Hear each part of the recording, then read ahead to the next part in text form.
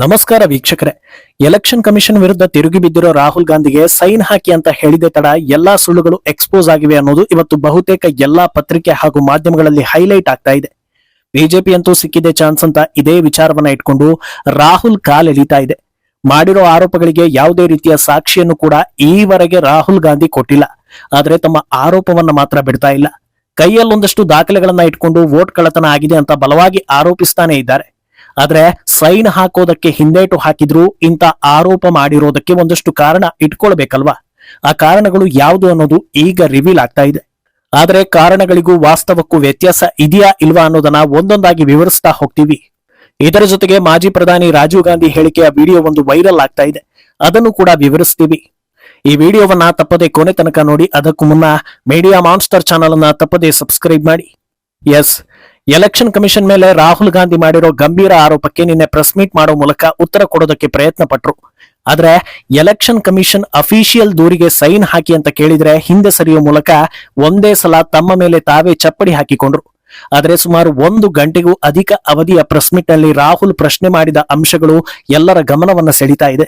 ಈ ಪೈಕಿ ರಾಹುಲ್ ಎತ್ತಿರೋ ಸುಮಾರು 9 ಪ್ರಶ್ನೆಗಳು ಹಾಗೂ ಅದರಿಂದ ಹುಟ್ಟಿರೋ 10ನೇ ಅನುಮಾನವನ್ನ ಪರಿಶೀಲಿಸಿದಾಗ ಈ ಪ್ರಶ್ನೆಗಳು ಬಂದಿದ್ದು ಎಲ್ಲಿಂದ, ಅದು ಯಾವ ಕಾರಣಕ್ಕೆ ಮುಖ್ಯ ಆಗುತ್ತೆ, ಇದು ಪರಿಗಣಿಸಬಹುದಾದ ಕಾರಣ ಹೌದಾ ಅಲ್ವಾ ಅನ್ನೋ ಚರ್ಚೆಗಳು ಶುರುವಾಗ್ತಾ ಹೋಗುತ್ತೆ. ಅಲ್ಲೇ ಗೊತ್ತಾಗೋದು ನೋಡಿ, ಸಾಕ್ಷಿ ಇಲ್ಲದ ಆರೋಪಕ್ಕೆ ಈ ಮಟ್ಟದಲ್ಲಿ ಆತ್ಮವಿಶ್ವಾಸ ಯಾಕೆ ಅನ್ನೋದು.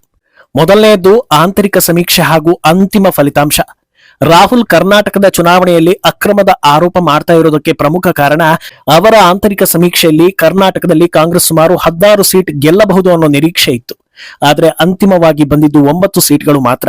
ಇದರಿಂದ ಅವರಿಗೆ ಚುನಾವಣಾ ಪ್ರಕ್ರಿಯೆ ಮೇಲೆ ಅನುಮಾನ ಬರುತ್ತೆ. ಆದ್ರೆ ಇದನ್ನ ಪರಿಗಣಿಸೋದಕ್ಕೆ ಸಾಧ್ಯನಾ ಅಂತ ಕೇಳಿದ್ರೆ ಖಂಡಿತ ಇಲ್ಲ. ಯಾಕಂದ್ರೆ ಬಿಜೆಪಿ ಲೋಕಸಭಾ ಎಲೆಕ್ಷನ್ಗೂ ಮುನ್ನ ಅಬ್ ಕಿ ಬಾರ್ 400 ಪಾರ್ ಅಂತ ಹೇಳಿತ್ತು. ಈ ಬಾರಿ ಎನ್ಡಿಎ 400 ದಾಟೋದು ಗ್ಯಾರಂಟಿ, ನಮ್ಮ ಆಂತರಿಕ ಸಮೀಕ್ಷೆ ಹೀಗೆ ಹೇಳ್ತಾ ಇದೆ ಅನ್ನೋ ವರದಿ ಕೂಡ ಬಂದಿತ್ತು. ಆದ್ರೆ ಅಂತಿಮವಾಗಿ ಬಿಜೆಪಿ ಹಾಗಿರ್ಲಿ ಎನ್ಡಿಎಗೂ 300 ದಾಟೋದಕ್ಕೆ ಸಾಧ್ಯವಾಗಲಿಲ್ಲ. ಅದರಿಂದ ಒಂದು ಪಕ್ಷದ ಆಂತರಿಕ ಸರ್ವೆ ಯಾವತ್ತೂ ಸತ್ಯಕ್ಕೆ ಹತ್ತಿರವಾಗಿ ಇರೋದಿಲ್ಲ ಅಥವಾ ಅದೇ ಫೈನಲ್ ಆಗೋದಿಲ್ಲ. ಎರಡನೆಯದ್ದು ಆಡಳಿತ ವಿರೋಧಿ ಅಲೆ ಯಾಕೆ ಬಂದಿಲ್ಲ ಅನ್ನೋ ಪ್ರಶ್ನೆ.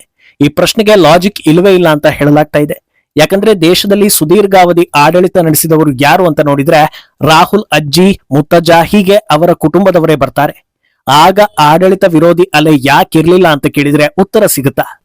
ಅಲ್ಲದೆ ಎಲೆಕ್ಷನ್ ಗೆಲ್ಲೋದಕ್ಕೆ ಪಹಲ್ಗಾಮ್, ಪುಲ್ವಾಮಾ ಅಟ್ಯಾಕ್ ಮಾಡಿಸಿದ್ರು ಅಂತ ದೂರಿದ್ರು.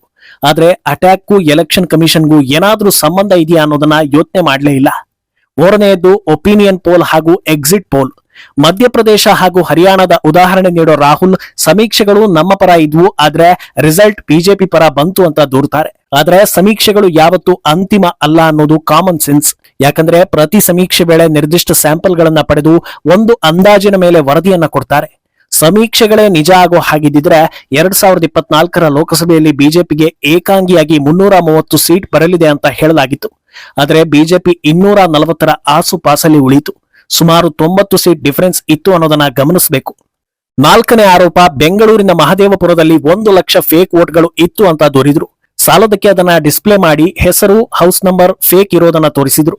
ಆದ್ರೆ ಆ ವೋಟ್ಗಳೆಲ್ಲ ಚಲಾವಣೆ ಆಗಿದೆ ಅನ್ನೋದಕ್ಕೆ ಪ್ರೂಫ್ ಇಲ್ವಲ್ಲ. ಬೆಂಗಳೂರು ಉದ್ಯೋಗ ನಗರಿ ಆಗಿರೋದ್ರಿಂದ ಬಹಳಷ್ಟು ಜನರು ಅಲ್ಲಿ ತಾತ್ಕಾಲಿಕವಾಗಿ ಇರ್ತಾರೆ, ಬೇರೆ ಬೇರೆ ಕಡೆ ವಲಸೆ ಹೋಗ್ತಾರೆ.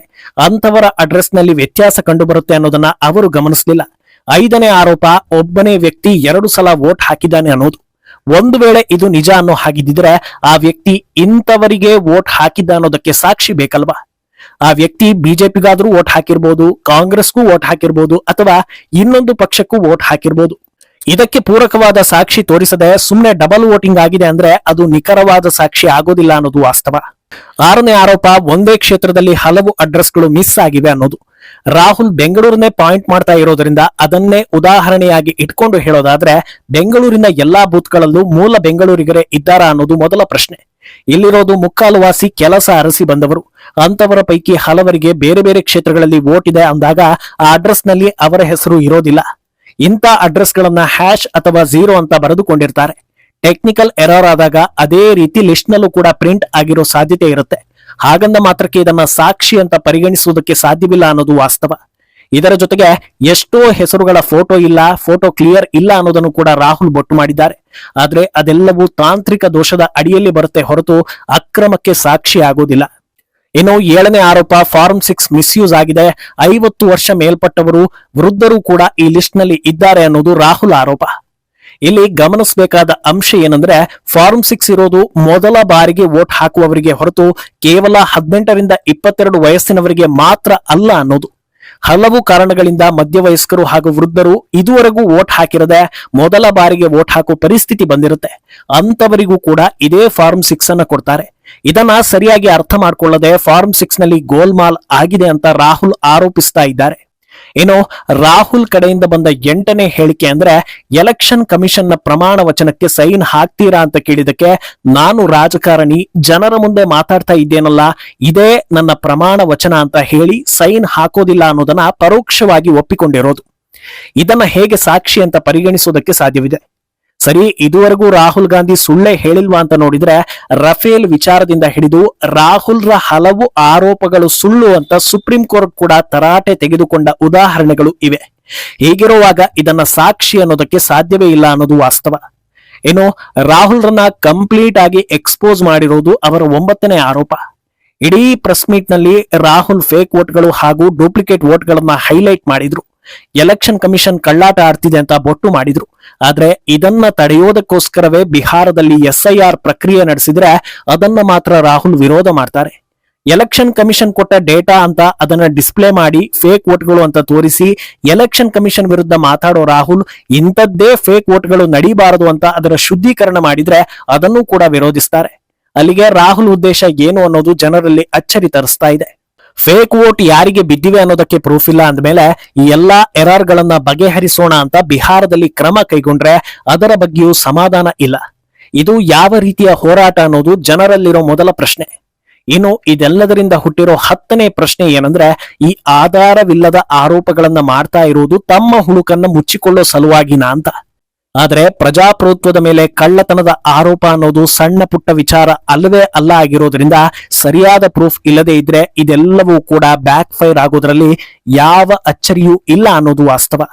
ಇನ್ನು ಇದೇ ಹೊತ್ತಲ್ಲಿ ರಾಹುಲ್ ಗಾಂಧಿಯ ತಂದೆ ಹಾಗೂ ಮಾಜಿ ಪ್ರಧಾನಿ ರಾಜೀವ್ ಗಾಂಧಿ ಅವರ ಹೇಳಿಕೆಯೊಂದು ಕೂಡ ವೈರಲ್ ಆಗ್ತಾ ಇದೆ. ಈ ಹಿಂದೆ ಅವರ ಕಾಲದಲ್ಲಿ ಕಾಂಗ್ರೆಸ್ ಚುನಾವಣೆಯನ್ನ ಸೋತಾಗಲೂ ಬ್ಯಾಲೆಟ್ ಪೇಪರ್ ಸಿಸ್ಟಮ್ ಮೇಲೆ ರಾಜೀವ್ ಗಾಂಧಿ ಆರೋಪ ಮಾಡಿದ್ರು. ಬ್ಯಾಲೆಟ್ ಸಿಸ್ಟಮ್ ನಲ್ಲಿ ಲೋಪದೋಷ ಇದೆ, ಇಲ್ಲದೆ ಇದ್ದಿದ್ರೆ ಬೇರೆಯವರು ಗೆಲ್ಲೋದಕ್ಕೆ ಸಾಧ್ಯವೇ ಇಲ್ಲ, ಬ್ಯಾಲೆಟ್ ಸಿಸ್ಟಮ್ ಅನ್ನ ಬದಲಿಸೋ ಕಾಲ ಬಂದಿದೆ ಅಂತ ಓಪನ್ ಸ್ಟೇಜ್ ನಲ್ಲಿ ಹೇಳಿದ ರೆಕಾರ್ಡೆಡ್ ವಿಡಿಯೋ ಇದೆ. ಆದ್ರೆ ಇವತ್ತು ಅವರ ಮಗನೇ ಮತ್ತೆ ಬ್ಯಾಲೆಟ್ ಸಿಸ್ಟಮ್ ಬರಬೇಕು, EVM ಸರಿ ಇಲ್ಲ ಅಂತ ಆರೋಪಿಸ್ತಾ ಇದ್ದಾರೆ. ಅಲ್ಲಿಗೆ ಸೋಲನ್ನ ಒಪ್ಪಿಕೊಂಡು ಮುಂದಕ್ಕೆ ಹೋಗೋದು ಮೊದಲಿನಿಂದಲೂ ಇವರಲ್ಲಿ ಇಲ್ಲ. ಅಧಿಕಾರ ಕಳೆದುಕೊಂಡಾಗ್ಲೆಲ್ಲ ಅದು ಪ್ರಜಾಪ್ರಭುತ್ವ ಹಾಗೂ ಸಿಸ್ಟಮ್ ನಲ್ಲಿನ ದೋಷ ಆಗೋದು ಹೇಗೆ ಅನ್ನೋದು $1 ಮಿಲಿಯನ್ ಪ್ರಶ್ನೆ. ಮುಂದೇನಾಗುತ್ತೆ ಅನ್ನೋದನ್ನ ಕಾದು ನೋಡ್ಬೇಕು. ಈ ಬಗ್ಗೆ ನಿಮ್ಮ ಅಭಿಪ್ರಾಯವನ್ನ ತಪ್ಪದೆ ಕಮೆಂಟ್ ಮೂಲಕ ತಿಳಿಸಿ.